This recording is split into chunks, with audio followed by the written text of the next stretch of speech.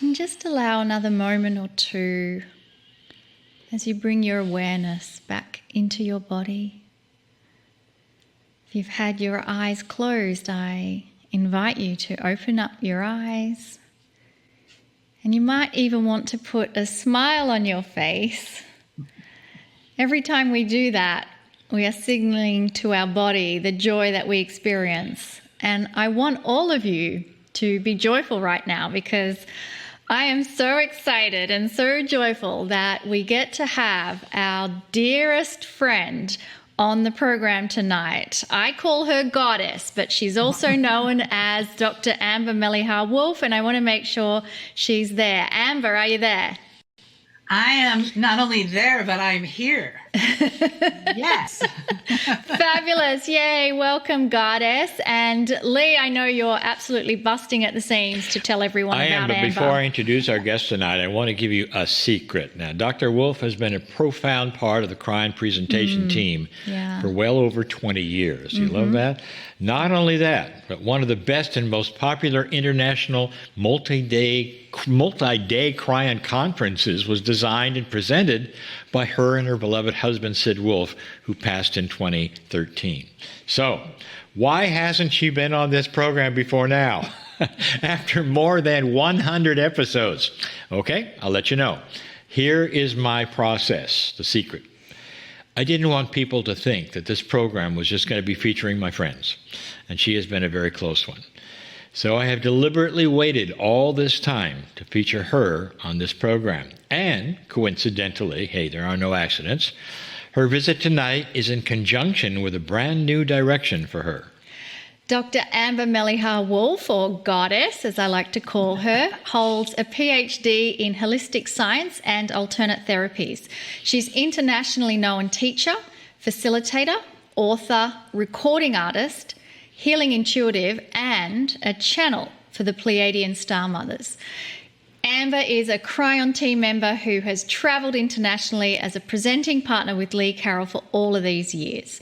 By accessing her awakened Lamrian Akash, she has created a growing community of the Lamrian sisterhood with her own seminars online and in-person events around the world.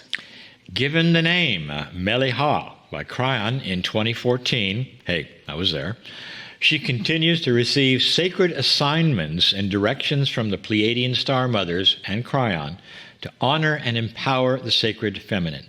These divine directions led to her creation of the Lamrian Shamanism School, and specifically the Shamanic teaching wheel. One of the attributes of women is that they have the tools, ability, and intuition to absorb and remember the knowledge of practical feminine shamanism. All of them. This is what is taught by Melhar. So Dr. Wolf has devoted her life to transformational healing, spiritual growth, and holistic healthcare and education since 1982. Her mission is to assist women in their journey of personal empowerment and transformation. Goddess Amber, welcome to the show. Thank you. Thank you, Monica. Thank you, Lee. And thank you, everyone that's tuning in tonight and will watch at some time in the future. It is my absolute joy and thrill and honor, delight to be here. And I 100% trust the timing. Beautiful. Well, I know that you have had several Akashic awakenings that has culminated in what you're doing today. So I think our audience would love to hear the journey of some of those Akashic awakenings and how we can connect in with our own Akashic awakening. Ooh, I love that. That's one of my favorite subjects. My Akashic awakening happened on 9/9/11, and that's something I didn't even realize at the time. And I didn't know that it was an Akashic awakening until I talked to Lee about it when we were producing a discovery workshop. And I just took him aside and said, this thing happened, and what do you think? And that's what he told me. This is a part of your Akash that's waking up. And later that night, I was writing in my journal about it, and it happened to be the date of 10/10/11. So just passed those very auspicious dates for 11-year anniversary. And what he told me on 10/10 was that he wanted me to do a meeting for women when we were going to Argentina to celebrate 11/11/11. So you see how Spirit always has a purpose and a plan and a timing, even if we have no idea in the moment what that will be. So that was my first meeting. And I have to say that I am a late bloomer. But as I look in the rear view mirror of wisdom, as my life is unfolded, everything had to happen the way that it happened in order for that moment of Akashic awakening and then what follows. And it all creates a foundation.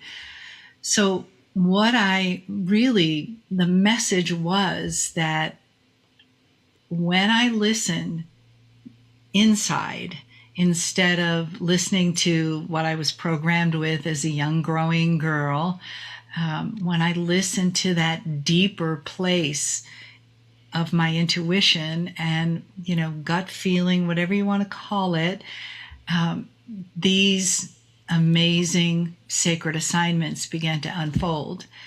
And I was blessed, synchronicity, beautiful things that happened in my life, that when I started to travel with Lee, the whole Akashic remembrance really started to unfold more and more. And a lot of that was because it was time on the planet.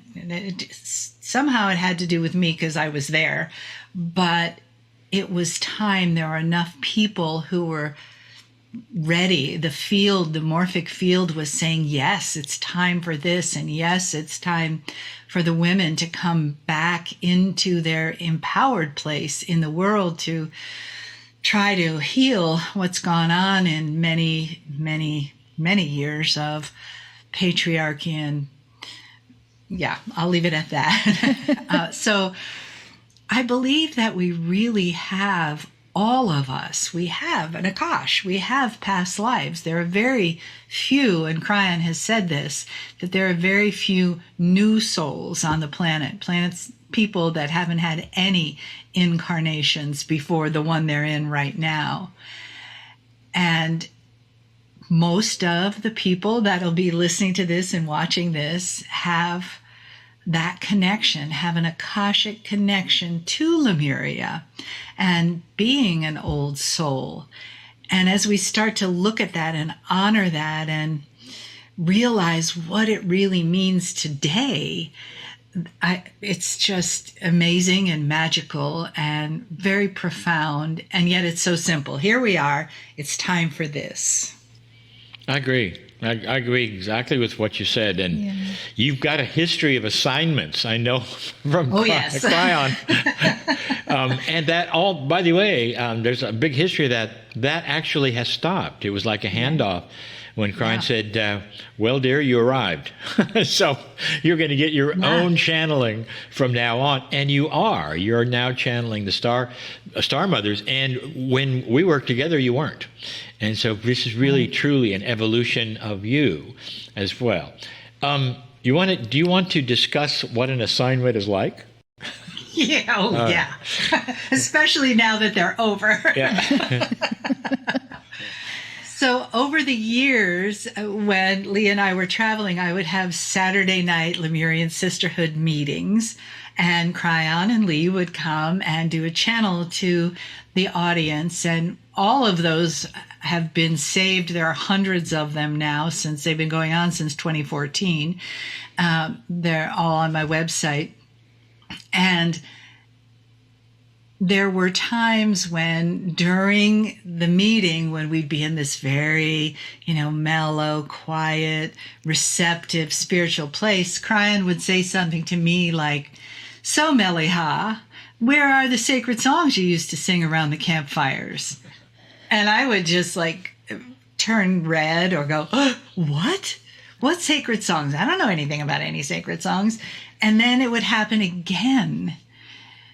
Because I didn't go out and make sacred songs right away, I guess. Kryon would say it again and again. And, third time's the charm. So that was, first it was the creation of the sacred circles of the Lamrian sisterhood. Then it was the creation of the sacred songs of the Lamrian sisterhood. And the Star Mothers, I'm really not a singer. I did a lot of meditation CDs over the years, 8 of them, I think. And so when Kryon gave me that one, I was like, okay, so there's something in my Akash that I'm not seeing that Kryon is seeing. And I know the Star Mothers are in cahoots with Kryon about getting me, moving me along. So it was, once I said yes to the creation of those songs, everything fell into place. There's someone who could write the music and sing the songs with me, and someone who could produce them, and so on and so on. And that was one of them. Another was the healing codes, the Lamrian activation codes of the cards. And I thought it was about, something to do with chakras, and it went in a completely different direction. But it was always these public soul-bearing pushes from Kryon. And I think the Star Mothers are standing in the background going, yeah, you'll listen to it from him. And so then, the next thing would come and the next thing would come. And then the shamanic teaching wheel was really the last sacred assignment. And Kryon brought that to me in 2019. And wouldn't you know, what happened right after that was COVID. So I just had this time of percolating this sacred assignment. And it really wasn't ready like what you were doing, Lee and Monica, with the Lamrian teaching wheel. It wasn't ready until it was ready. So when we were in Mount Shasta, and what Lee was just referring to was when we were in Mount Shasta this summer of 2022, Kryon was doing a channel in our meeting of women and men, and said that I was done with sacred assignments, that they were building up to this shamanic teaching wheel, and that I no longer needed that kick in the pants, this slow late bloomer that I am, to get me to where this profound teaching would be my life's work, the rest of my life's work. So that doesn't mean that I'm not still getting new information, or because that happens almost daily, or there are other things that will come along with it.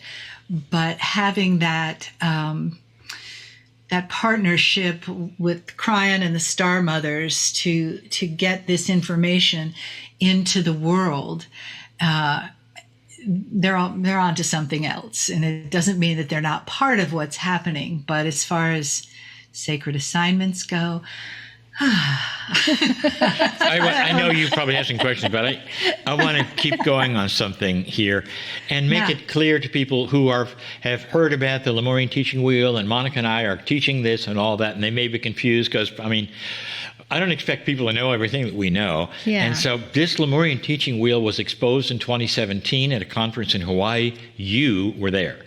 And yes. You ended up next to us and meditating with us. You got the whole package. And then we realized that you were going to do a branch off of that, which is your Akashic Awakening is teaching the shamanic teaching wheel to women. So it's not the same course at all. It's a separate course. It's for women.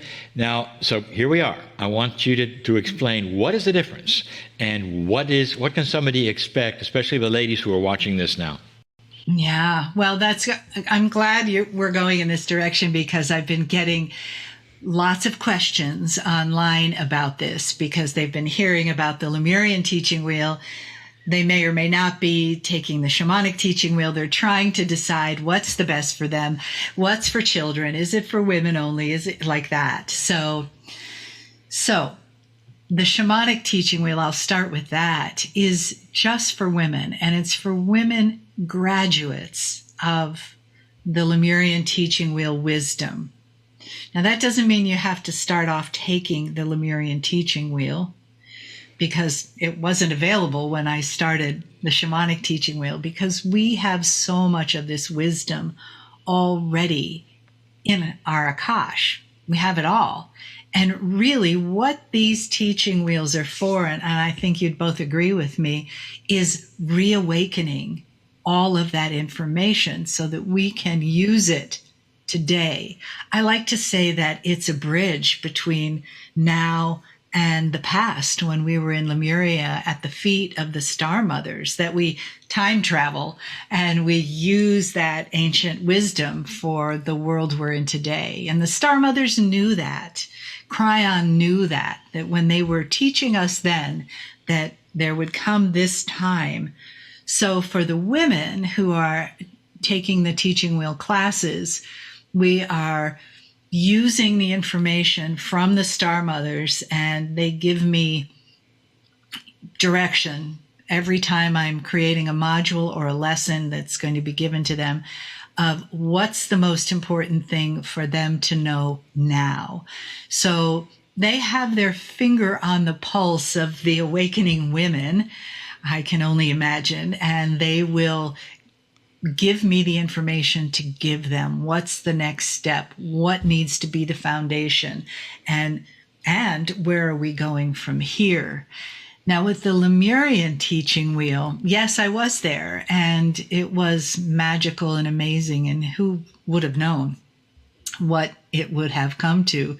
And also, the Lamrian codes, the cards were there, and Kryon channeled about that too, that those things happened on purpose at the same time. So that was just given this year in 2022, not in 2017. So would you, both of you or one of you, talk about the Lamrian teaching wheel the way that you're teaching it as the primary beginning wheel before the shamanic teaching wheel came up? Well, I want everyone to just connect the dots, because obviously what Amber and Lee are talking about, we're all part of a soul family on the earth right now to help rekindle core spiritual truths. So if you don't connect with Lemuria, just even put that word aside for right now, because what we are talking about is rekindling a deep truth, universal truths that are within your Akash. And so I want to make it clear that the Pleiadian Star Mothers came to give these truths to beginnings of humanity, and they used a wheel to do that, the Lemurian teaching wheel. That was like the core foundation. Now, Kryon has said there were many other wheels, not just the core Lemurian teaching wheel. Many came after that. And the only one that we know of so far outside of that main one is the one that Melhar offers today, the Shamanic teaching wheel. Lee and I both feel that through the birth of these wheels, it's going to trigger a cascading remembrance of the other wheels that people will also begin teaching. So I'm hoping that kind of helps people to put the two wheels into context of each other. We gave our audience a taste of one of those lessons earlier this evening and in previous episodes as well. So now you've experienced the kind of style of teaching. What I love about what Amber brings with the shamanic teaching wheel is that you also have people go through ceremonies and initiations. So Lee and I do not do that. We are simply giving the channeled information as Kryon gives it to Lee. But Amber is guiding remembrances through ceremony and initiation with the Star Mothers, giving her the direction as how to go it. So, Amber, I would love you to share some of those. Just before that, can I just add to that? Yes, please. So it's a very linear question for people to ask, well, which one shall I take? And the answer to that is, look, these are going to be around for a long time. They're not coming and going. These classes are built forever, and they will be available. And so when you're done with one, you do another one. Do them as you can. But they're all extremely valuable. So you having just, asking which one is not the question. It's just asking when you're going to take which one. Yeah, yeah. So that's a great point. Yes. So back to the ceremonies and initiations. Yes. There are lots of them. There are. So just maybe recall some of the more profound ones where someone has had a transformation that you feel you can share with us.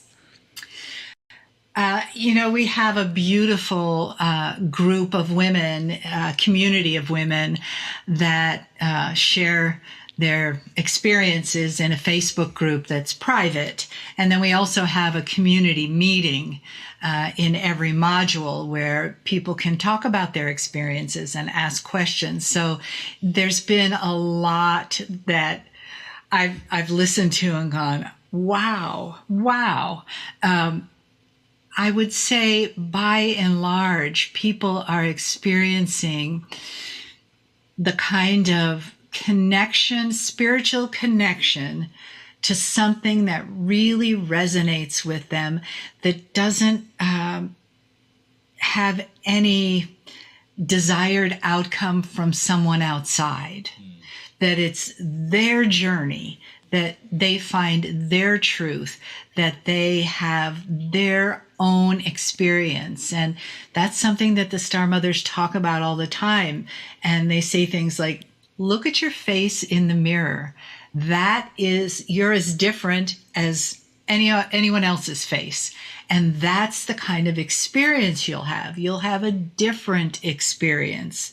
Now, we all may feel happy. We all may feel euphoric. We all may feel sad. We have different feelings, but validate what happens to you, even when it's not like someone else. So having these women share these experiences, it's kind of courageous. And because they're putting it out there, they're vulnerable, and, it could sound strange to some people, but the Star Mothers are really so loving and so compassionate and gentle that no one has said, oh, I had the weirdest thing happen. There was all this darkness. And, everyone has had a variety of experiences. I think probably the most profound for the most number of people is being initiated into the shamanic teaching wheel for the very first time. And it's, it's when you've already met Star Mothers in this other reality because they were your teachers, and then Lamrian teaching wheel. But they become the people that you sit, the beings that you sit at the feet of with the people that you're sharing these teachings. And it's a smaller group so that you have a deeper connection, a more like a mentoring connection, and that there are also elders that are with the Star Mothers in that ceremony. And it's very much like the one that we did in Mount Shasta.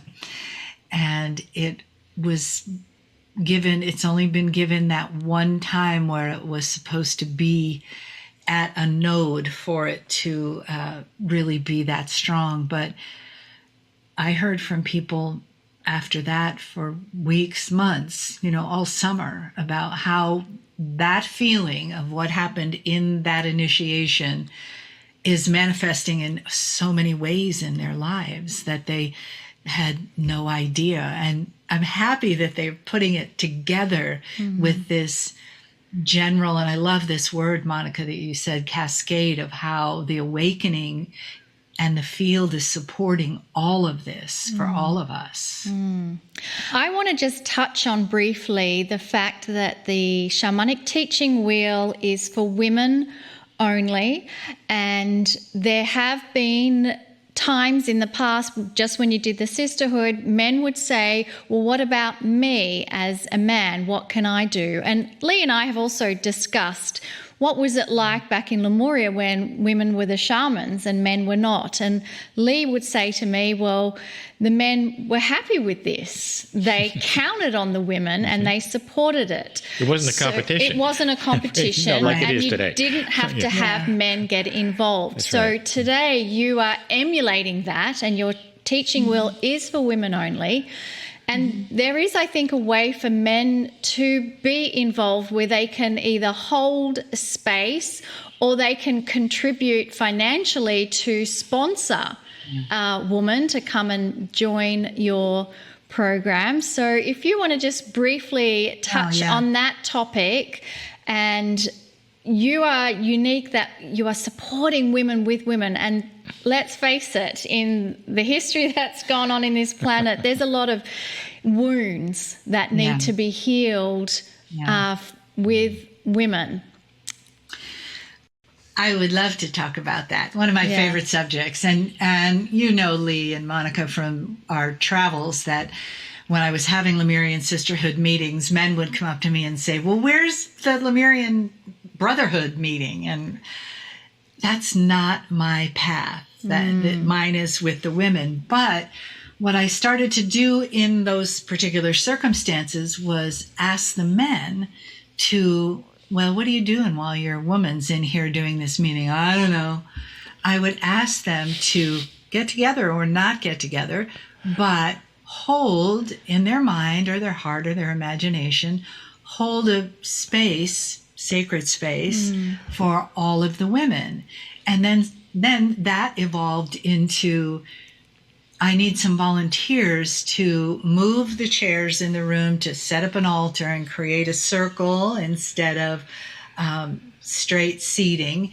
And I would have, half a dozen men come forward, and I would explain to them what it's like to create sacred space for women for this meeting, and thank them, and we would hold hands and do a little, moment, and then they would move things around, and, it was pretty much in silence. It was really very beautiful.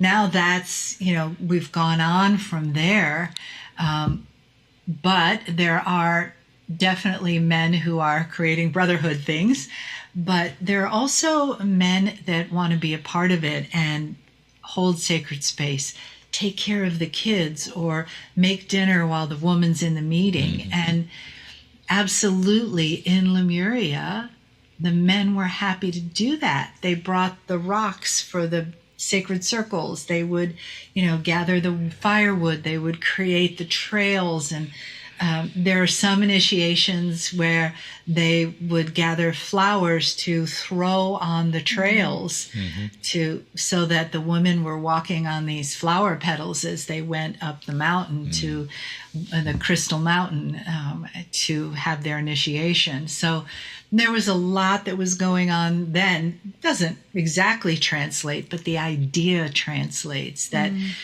there are two of us here, or however many genders we're morphing into. And really, the most beautiful thing we can do, be it a man for a woman or a woman for a man, is create and hold sacred space for each other. And in Lemuria, the men did that for the women. And it worked. Beautiful, beautiful. Well, we're unbelievably out of our time. But I do want to remind everyone that there are, as Amber has mentioned in this brief time together, lots of channels Kryon has given on the Lemurian Sisterhood. You will not find them on Lee's site. You'll only find them on Amber's site. Many of those channels made their way into the book, The Women of Lemuria, which was written with me and Amber together. So it's a beautiful project that the two of us were able to birth into the world. We have created the Lamrian teaching wheel. Amber has taken her mission and created the shamanic teaching wheel. So if these things get you excited, as they do for me, I invite you to go and have a look at the goddess's website, amberwolfphd.com, and also shamanicteachingwheel.com. Any last words, Amber? Thank you, goddess. You're just so sweet. I love you. Just to mention that, and it will be in the chat, that we have information about our membership and special membership for people that are in this circle, in the Healing Wednesday circle, special price, and also that we have some wonderful free things straight from my sacred assignments. To you. I love one of her sacred assignments was to make free things. Yeah, just pick one.